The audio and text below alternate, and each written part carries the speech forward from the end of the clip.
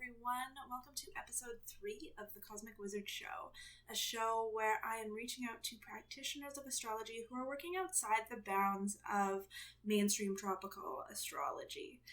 Today on the show, we have Kim Lovelace from RaStar Astrology and many other places on the internet, as we will talk.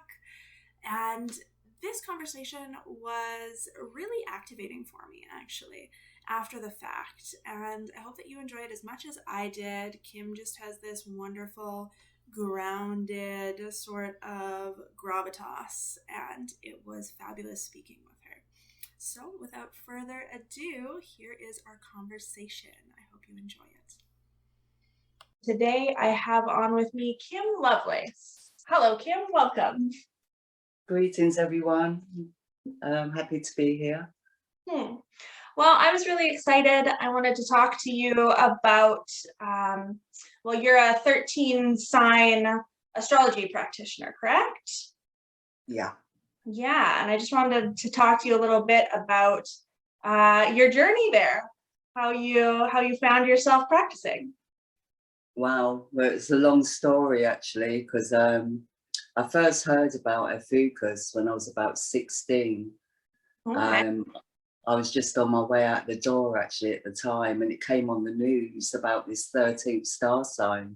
Mm-hmm. And it caught my attention because, my birthday fell in between the dates they were giving.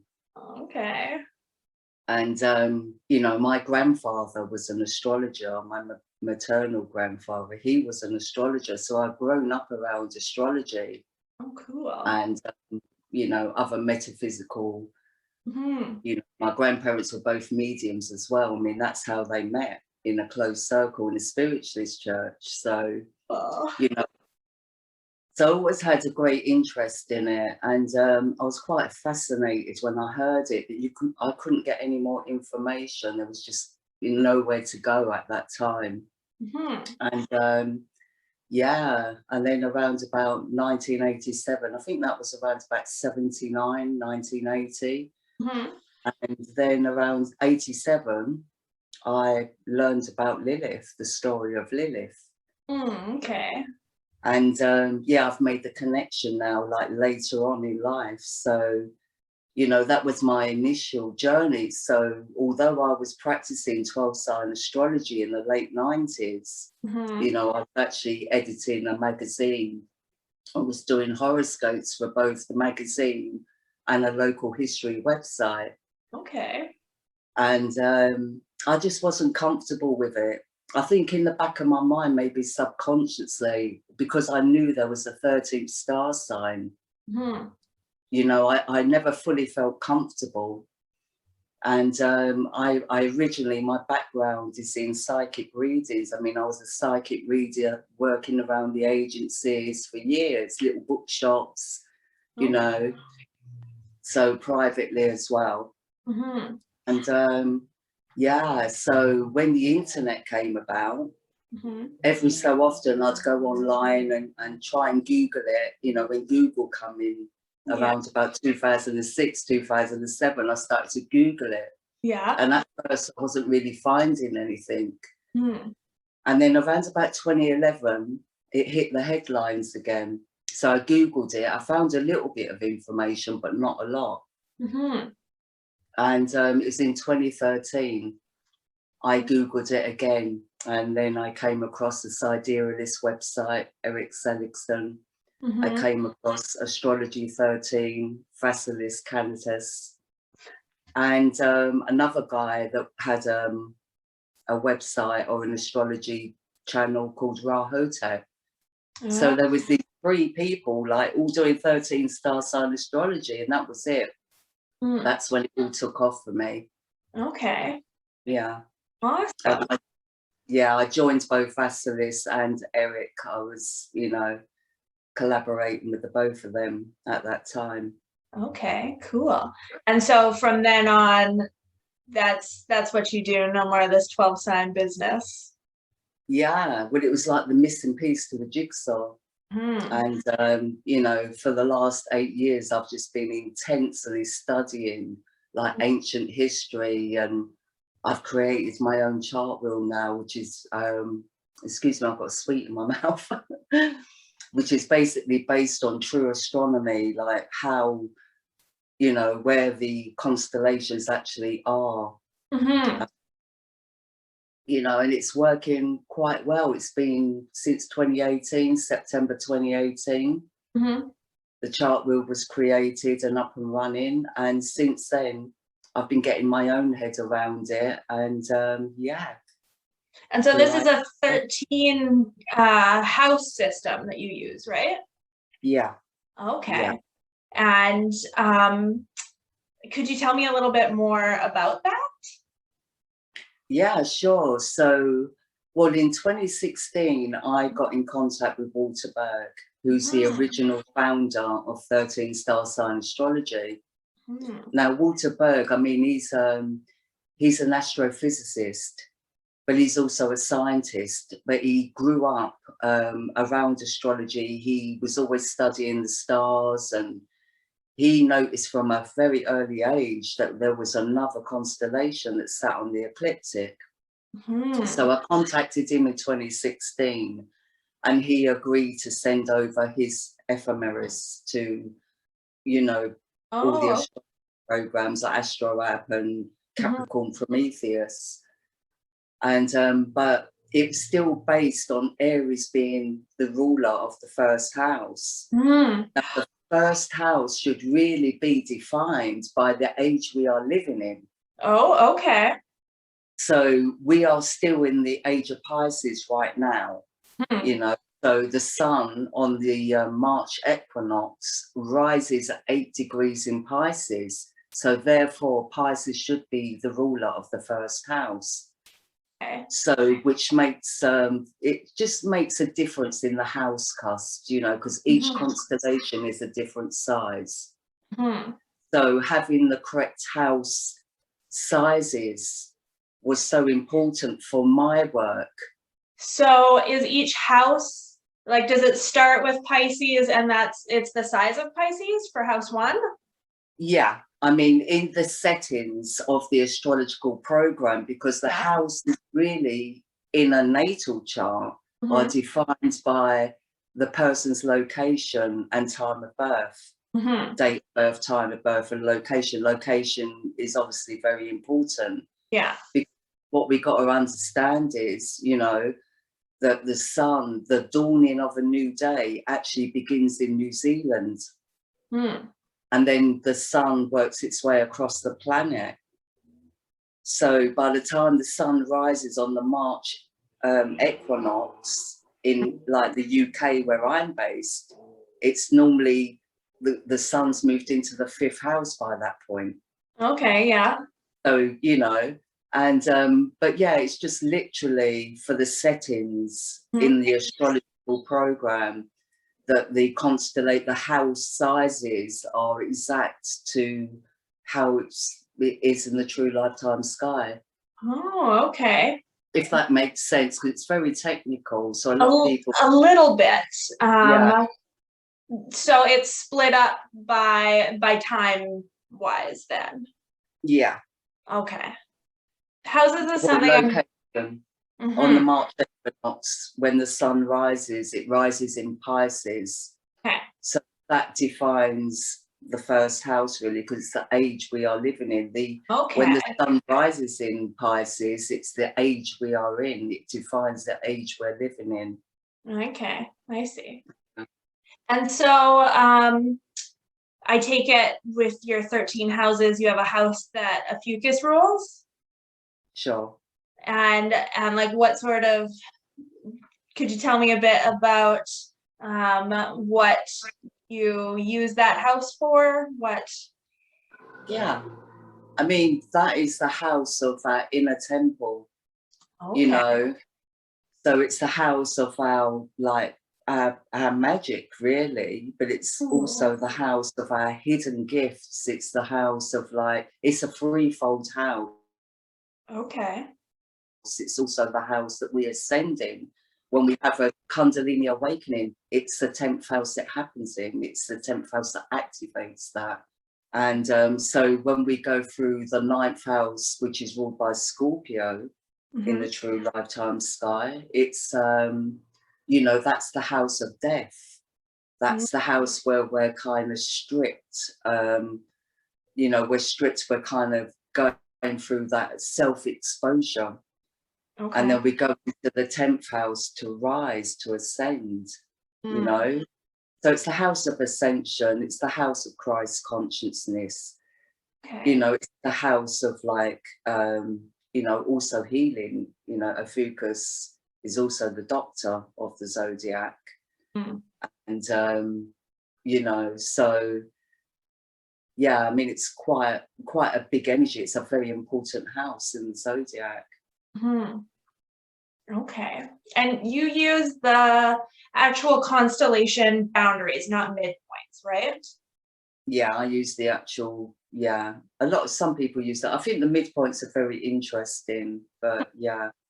So do you have any thoughts really on like midpoint versus boundaries? Because isn't there some crossover? Doesn't that make it a little tricky? Well, the midpoint is basically, you know, the midpoints are, it's a different kind of divination, if you know what I mean. It's like the in-between of a passage of a planet, you know. So, you know, like you've got with the Black Moon Lilith, you've got the true node and then you've got the midpoint. And with other planets, you can do the same thing. I mean, I've never really been into the midpoints. I've looked at them a little bit, but it's not really my thing personally. But I do get why people like to use the midpoints, but I just rather use the actual, because I work with numbers as well.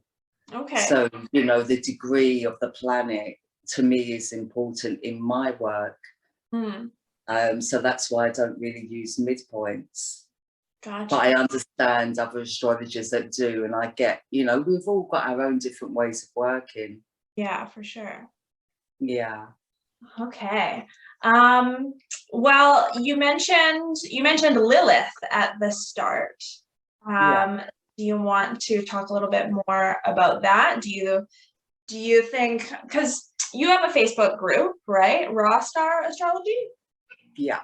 And I noticed there's a lot of very it's got a much more like feminine energy than a lot of the groups I'm a part of. And I've seen some posts about like the hidden feminine wisdom, I think, something along that line. Do you want to extrapolate on that a bit?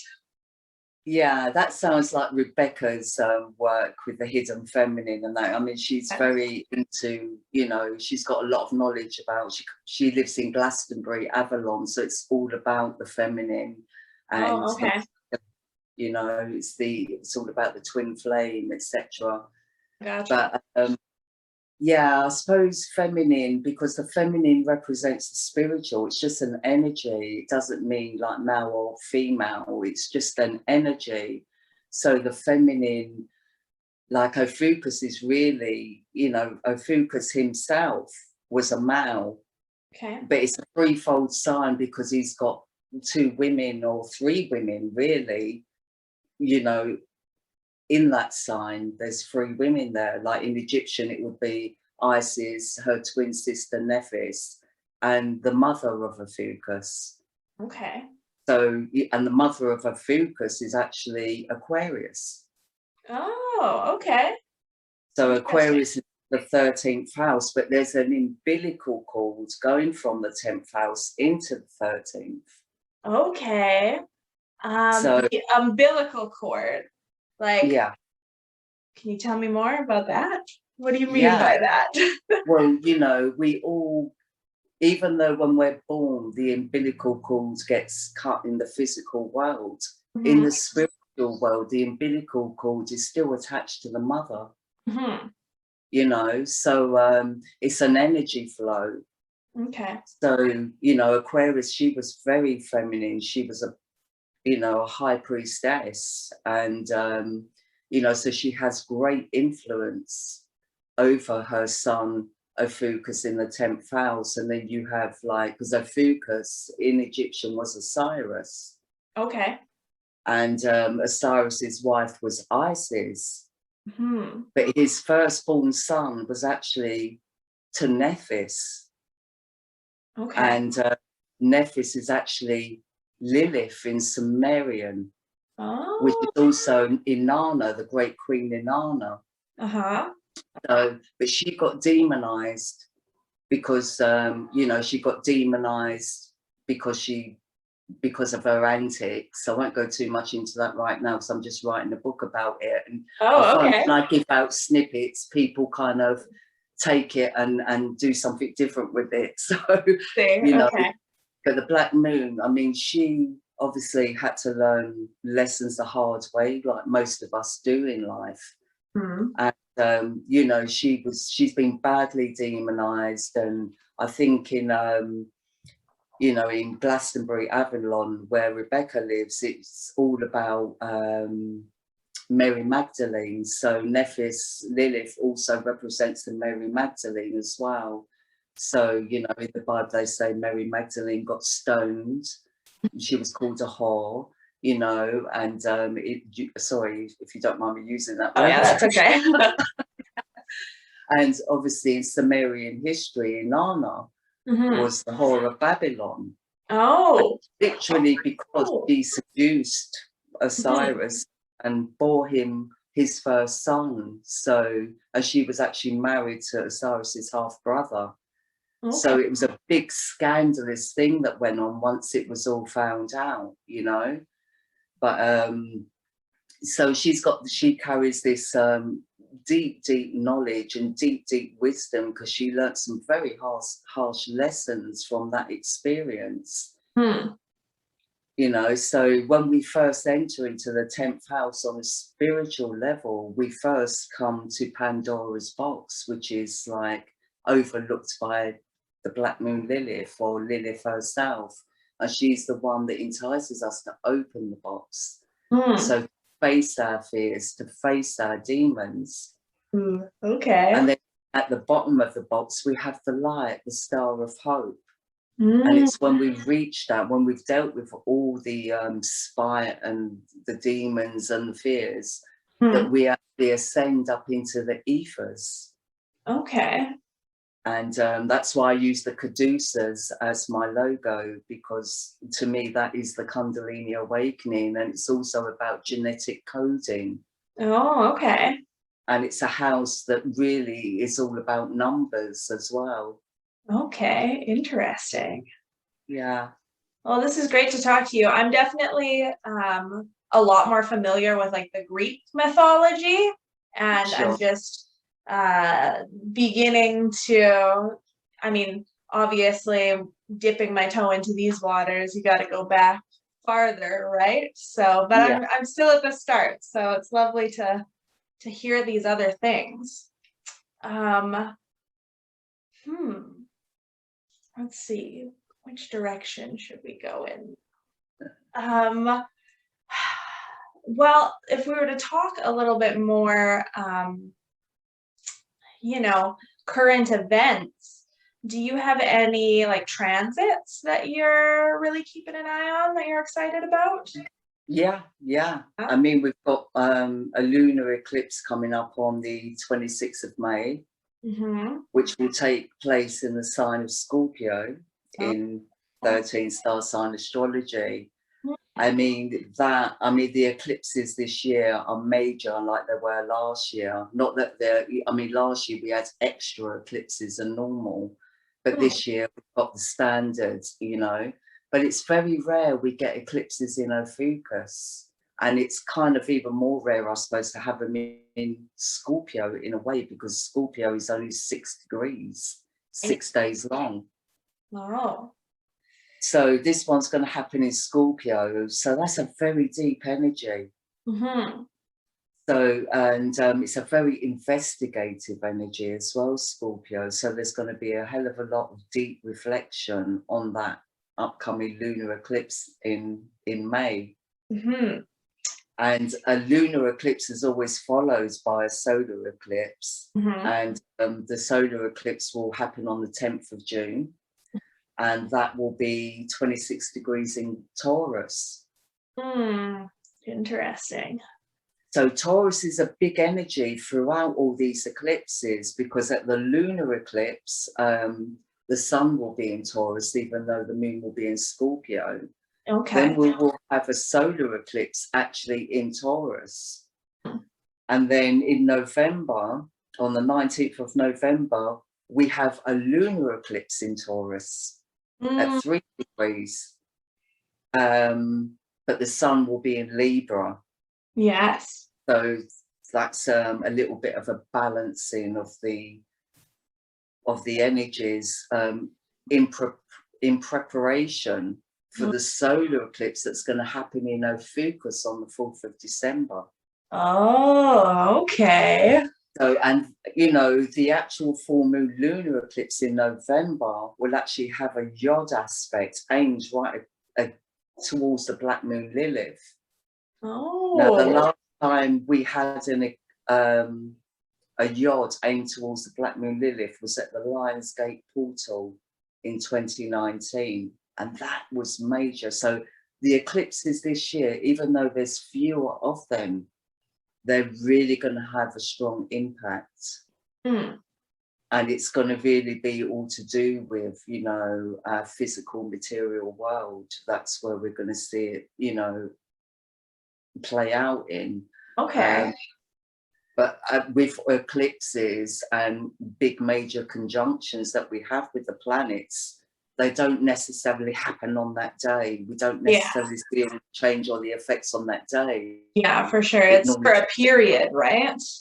Yeah.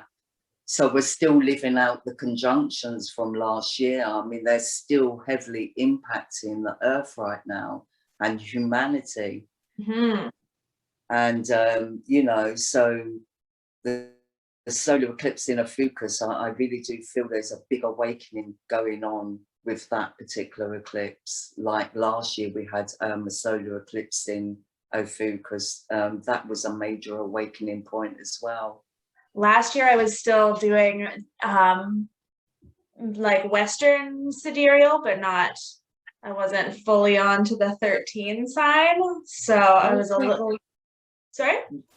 You practice 12 signs, don't you? I did, yes. And I'm sort of just in the process of, well, I spent about 8 years studying 12 sign astrology.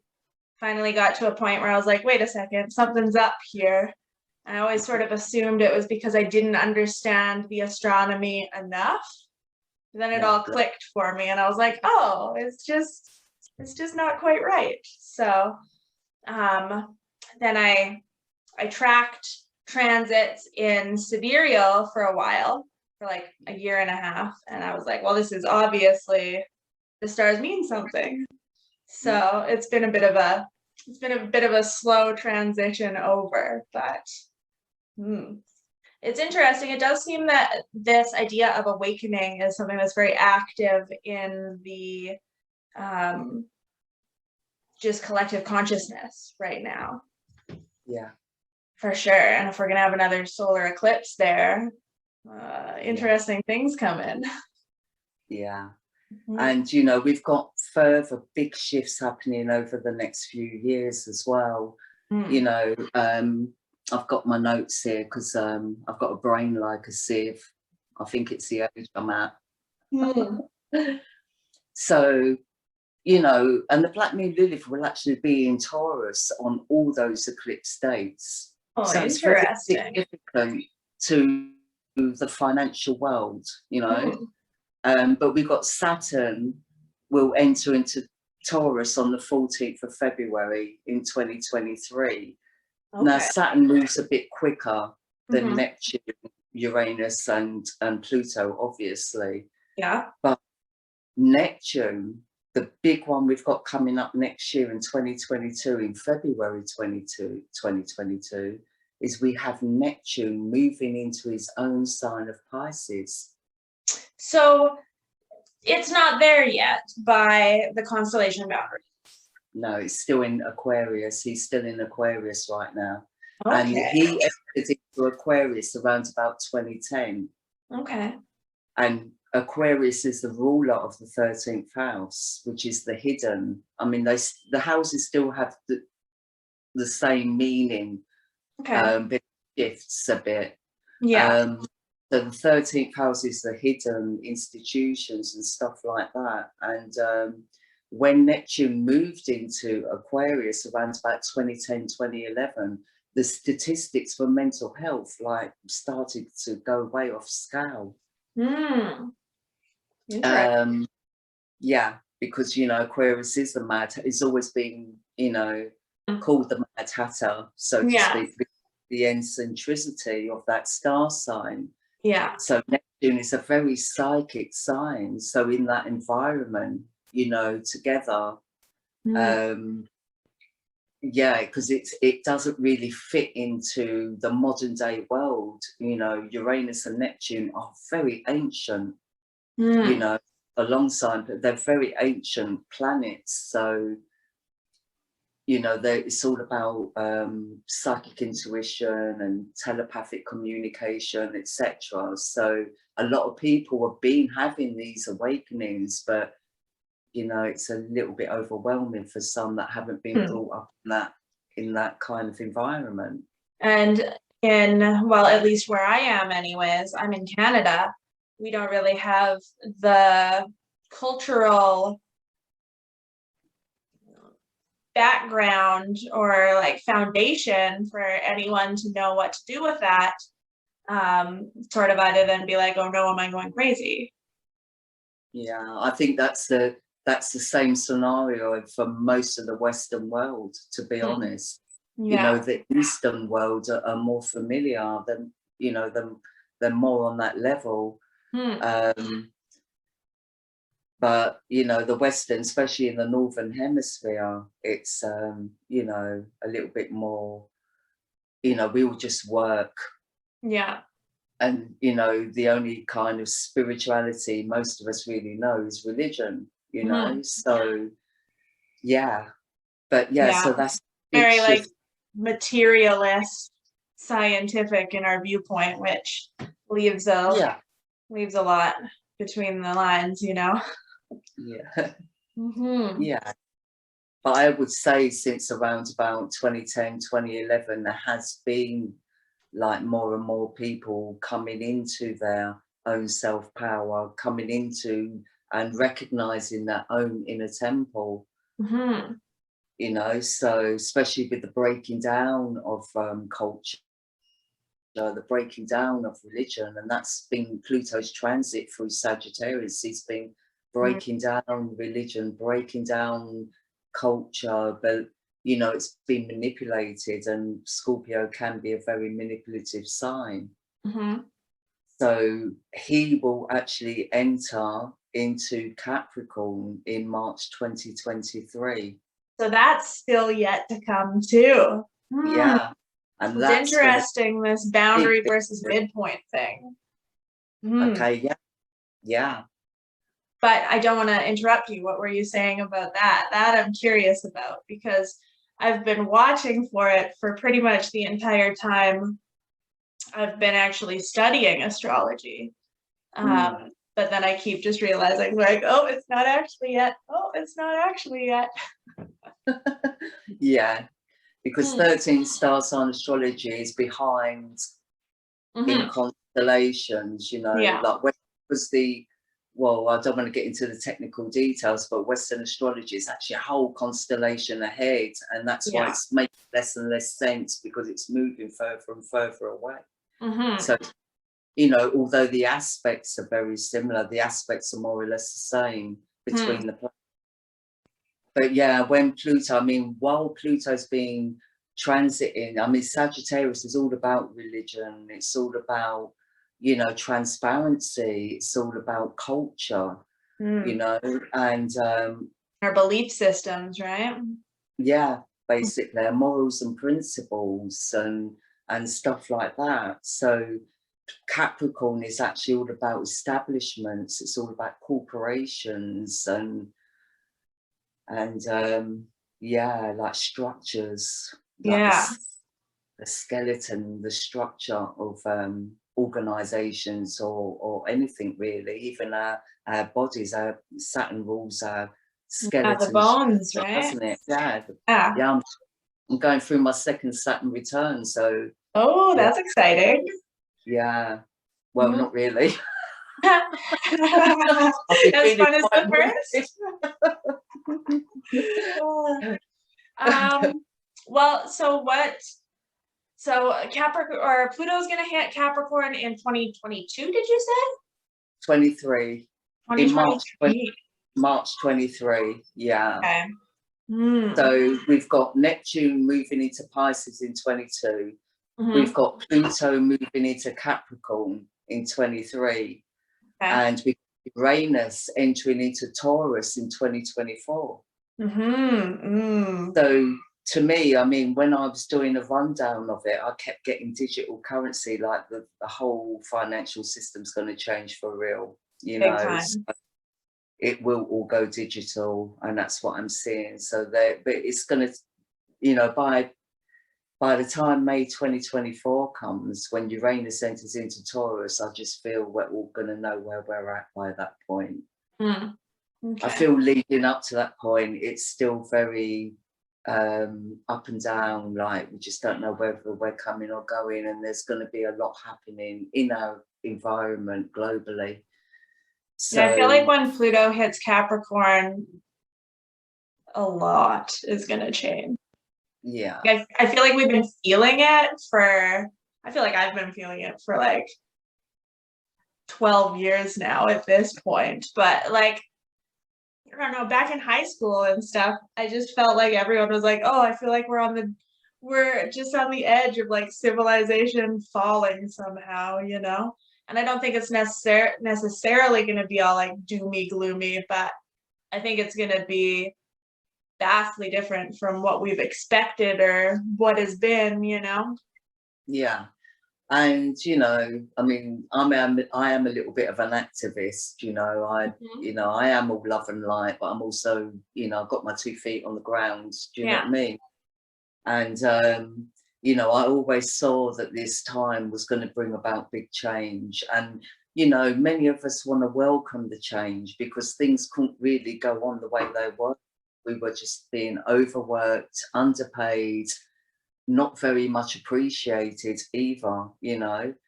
And, you know, in our jobs, in the working environment, even businesses, like owners of businesses are under a lot of pressure, you know, especially here in the UK, where, you know, business owners were now expected to pay towards people's pensions. And, you know, a lot of companies have been put under pressure, and a lot of companies have like closed because of the pressure. So things really did have to change, but what we have to make sure is that the change is for humanity's benefit. And even though we can say the benefit of all, this particular time, it's more about humanity, you know, standing up and demanding to be counted, you know.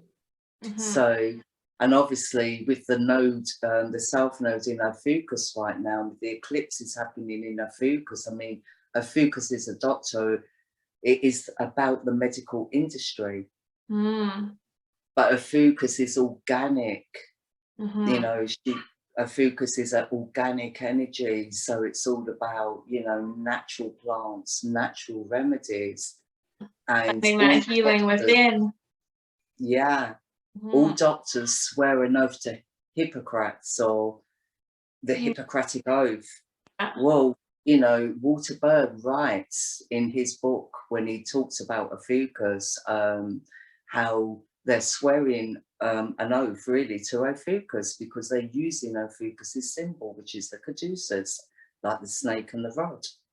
Yeah. Interesting. Yeah.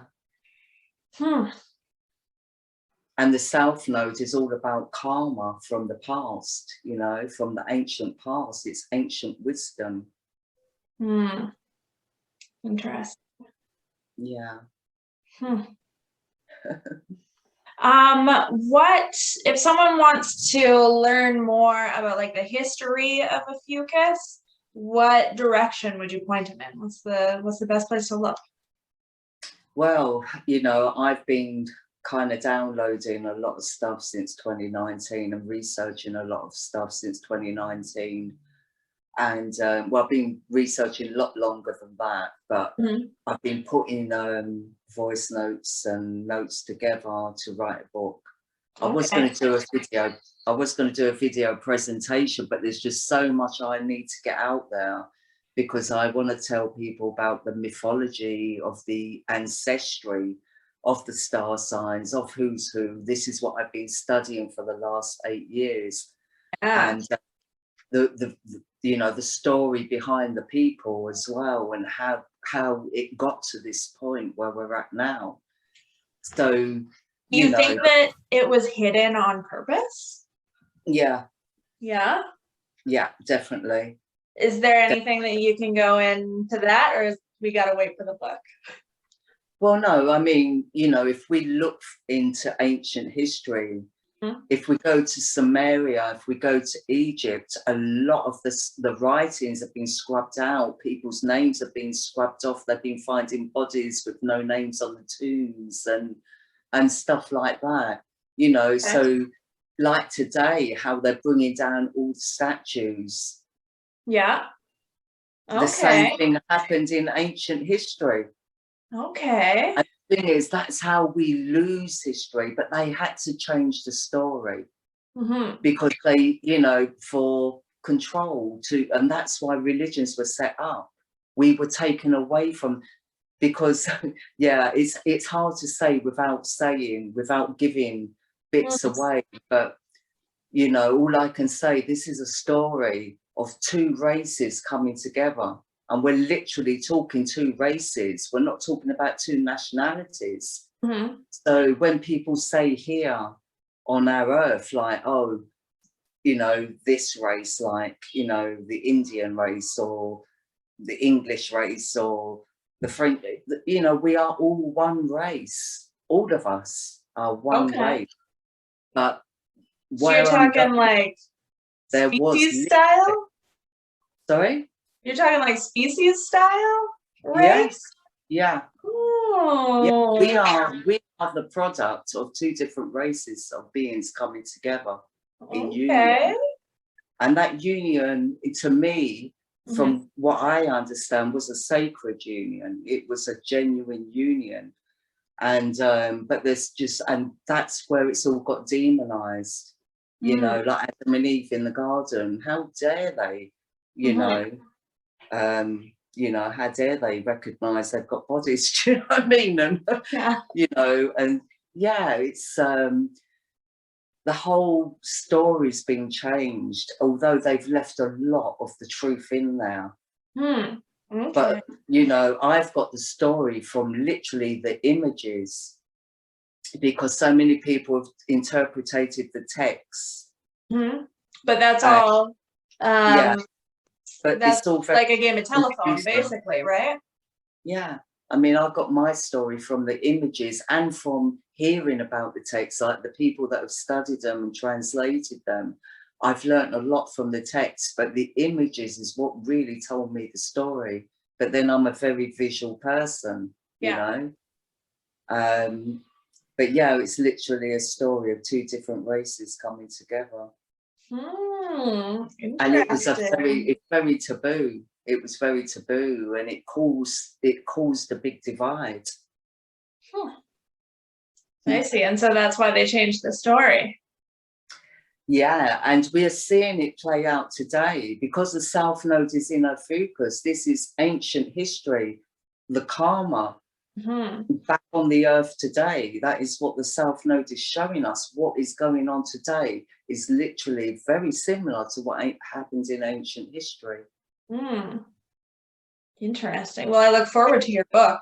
Do you know when it will be out? Are you still working on it? I'm still working on it because I've had to research about publishing. Do I publish myself or do I go to a publishing company? So there's a lot going. You have to research behind copyright laws. Plus, I want to use images. So I've got to get permission for images. Oh, yeah, that's tricky. And I'm also working on another project with a beautiful lady that does light codes. We're actually creating an oracle deck right now, you know. So there's a lot that I'm doing behind the scenes, and I don't know if you're aware, but my mentor and friend, you know, who owned this idea with this website, Eric Seligson, he passed over like in 2019. Oh, okay. Yeah, so I've been a little bit homeless since then. So I'm just in the process of launching my new website. Oh. And that will be launched any day now. So it's a little bit delayed because there's a little bit work that needed to be done on it, a little bit more work, but that should be launched. But once I've got my base, I've got my home, then, you know, I will be doing a lot more. I'm putting out a lot more. It's just that I'm all over the place. I'm on Facebook, I'm on Instagram, I'm on YouTube. I've got all these different platforms, and really I just needed like a base. One little home base. Yeah. Well, I'll have to get your website from you, and I'll put it in the show notes for when it's ready, and people will be able to find you, and we can keep an eye on this book you've got coming out. Brilliant. Yeah. Let me think. I guess we covered everything that I wanted to talk to you when I emailed you. I should have prepared questions, I guess. No, bless you. Well, I don't know. You've given us lots of very interesting information to think about. I'm excited about your book. And I guess, okay, so I guess I have to get Astrology. That's the one that you use that has the 13 house system that you created, right? Astrology? Yeah. Okay. Yeah.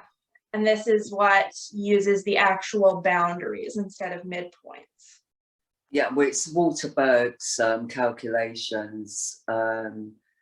His because he's astronomical, he's an astrophysicist. Astronomically, NASA's approved his boundaries. Okay. You know, the constellations by NASA are Walter Berg's, you know, boundaries, sort of thing. And is Walter Berg still alive? Yes. Yeah. Okay. Yeah.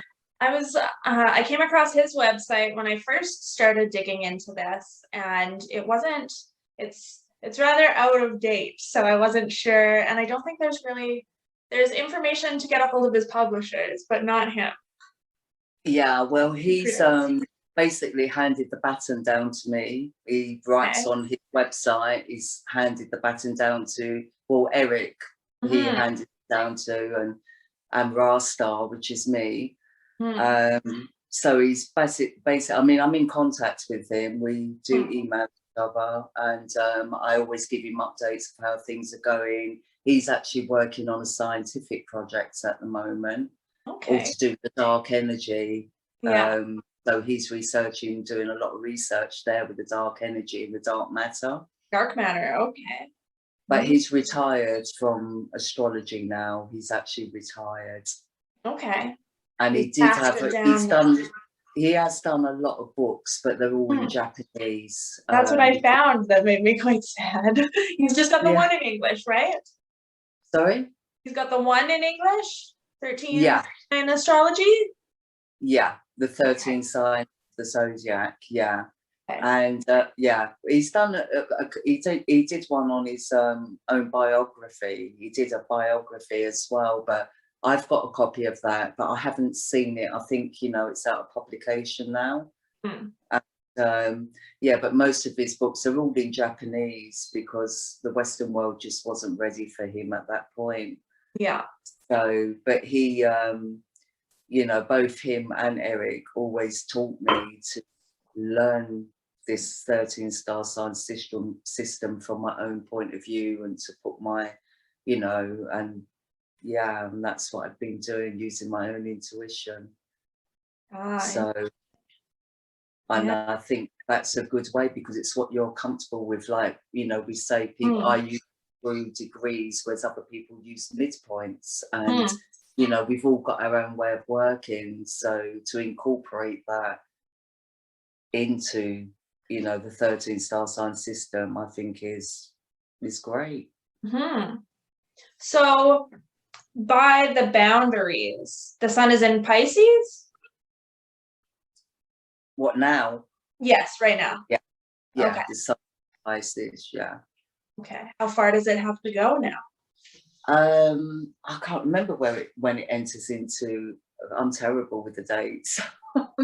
It's actually I've got a RaStar page on Facebook as well, and it's pinned to the top all the dates. But it's basically NASA's constellation dates. I think it moves into Aries, kind of like. Well, we've got the I can't remember. That's but okay. I know it's been Pisces for a long time. I know. I feel like I've been feeling it. Yeah. I don't want to give a date in case I'm wrong, but but we're coming up to that point now where it enters into, the sun will enter into Aries. We will be reaching that point. I feel like since it's been in Pisces, I've just been lost in like fantasy worlds. Like I've read like 5 books, I think. Bless. Yeah. That's good. Yeah. Well, there's a lot going on with Mercury as well. So Mercury's all about learning, all about the mind, and Vesta, the goddess Vesta. I mean, you know, that's all about learning and self-empowerment. You know, depending on what books you're reading, it's all feeding the soul. It's all like, you know, the soul's integrating like more and more knowledge right now. So a lot of people are finding they want to research stuff that's to do with, like, you know, sacred matters, you know. And you say that you work with numbers, like in sort of numerology, or your own sort of intuitive. Yeah, well, I've always worked with the Hebrew Kabbalah, and you know, the numerology associated with the Hebrew Kabbalah. And I know there's other forms of numerology out there, but it just has always worked for me. And I'm not a numerologist. I don't do numerology reports or anything like that. Yeah. It's just that with me, I get numbers, you know. Sometimes I like my latest podcast, I mean, it's more numerological than it is, you know, astrological, because the numbers were just like, you know, really standing out to me. The numbers were coming across as really major, you know. So so I like to, you know, combine the two, really. And it is just following what stands out to me in the chart at the time I'm reading it. Interesting. And so you have a podcast too. How about you tell us all the ways we can find you? Okay, so I've got a YouTube channel, and that's called Star the Good Witch RaStar 13 Star Sign Astrology. Don't ask me why I've got such a long name on it, but I couldn't decide what to use. And so it's Star the Good Witch and RaStar 13 Star Sign Astrology. That's been up and running since 2018, and I do bi-weekly podcasts at the moment for the new moon, full moon. But, you know, once I've got my website up and running, once I've got the book going into publication, then I can start doing videos more on astrology and the house system and, you know, what's behind it all. And then I can refer people to the book for more information or more knowledge. That's why I want the book there first. So people, if they want to go deeper, dive a little bit deeper into it, then they can, you know, get the book. That makes sense. Yeah. Okay. So there's a lot I want to share with people, and I'm bursting to share, but everything's got to be in order, you know? Yeah, for sure. One step at a time. Yeah. Okay. And then we talked about your Facebook page, which is RaStar 13 Sign Astrology. Yeah. Okay. And my group as well is RaStar 13 Star Sign Astrology. Oh, okay. Yeah. But soon you'll have a website and you'll have one home. Yay! Yay. Okay. I'm so looking forward to it. Yeah. Yeah. Well, I think that's about it for all the questions I have for you today. But thank you so much for answering my email and getting on here to talk with me today. No, it's lovely to meet you. Yeah, you too. And thank you for inviting me onto your show. Oh, it's been my pleasure. It's been my pleasure.